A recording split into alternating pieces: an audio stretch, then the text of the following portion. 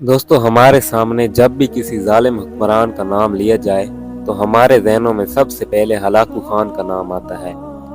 Hulagu Khan दुनिया की तारीख का सबसे जालिम हुक्मरान है जिसने हजारों इंसानों का बेदर्दी से कत्ल किया है। लेकिन क्या आप जानते हैं कि हलाकू खान की मौत कितनी बेदर्दी से हुई थी?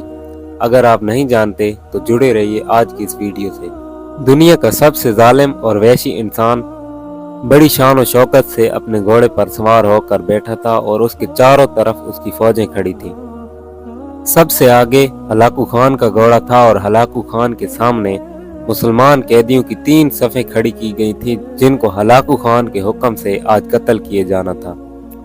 हलाकू खान ने जल्लाद को सर काटने का हुक्म दिया और जल्लाद ने सर काटने शुरू कर दिए।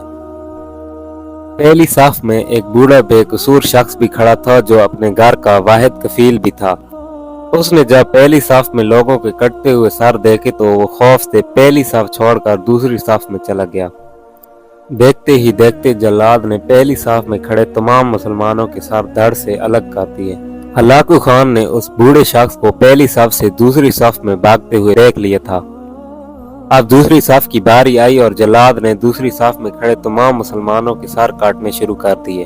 वो बूढ़ा शख्स खौफ से दूसरी साफ छोड़कर तीसरी साफ में चला गया। हलाकू खान की नजर उस बूढ़े शख्स पर जमी हुई थी। अब दूसरी साफ के तमाम मुसलमानों के सर काट चुके थे और जल्लाद अब तीसरी साफ शुरू करने वाला था। तीसरी साफ में सबसे पहले वो बूढ़ा शख्स खड़ा था और हलाकू खान ने जल्लाद को हुक्म दिया कि उस शख्स को मेरे पास ले आओ। हलाकू खान ने उस बूढ़े शख्स से पूछा कि तुम पहली साफ से दूसरी साफ में भाग गए, फिर दूसरी साफ से तीसरी साफ में भाग गए, अब पीछे तो कोई और साफ है नहीं, अब तुम कहां भाग कर जाओगे और तुम्हें मुझसे कौन बचाएगा?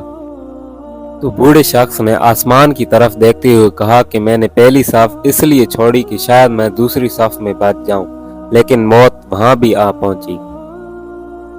फिर मैं दूसरी साफ से तीसरी साफ में भागा कि शायद वहां मैं बच जाऊं, लेकिन मौत वहां भी पहुंच गई। हलाकू खान ने कहा कि ये कैसी बहकी बहकी बातें कर रहे हो, भला तुम्हें मुझसे कौन बचा सकता है? उस बूढ़े शख्स ने जमीन और आसमान के मालिक पर पुख्ता यकीन रखते हुए कहा कि वो ऊपर वाली जात कुछ भी कर सकती है और अगर वो चाहे तो मुझे तुमसे बचा भी सकती है। हलाकू खान ने बड़े तकब्बुर से हाथ फैलाकर और सीना तान कर कहा कि वो भला तुम्हें मुझसे कैसे बचा सकता है। हलाकू खान के हाथ में एक गुर्ज था और वो गुर्ज हलाकू खान के हाथ से गिर पड़ा। हलाकू खान ने उस गुर्ज को हवा में ही पकड़ने की कोशिश की जिसके नतीजे में हलाकू खान घोड़े से नीचे गिर गया। हलाकू खान का एक पांव घोड़े की रकाब में फंस गया। हलाकू खान का घोड़ा इतना डर गया कि वो भाग निकला।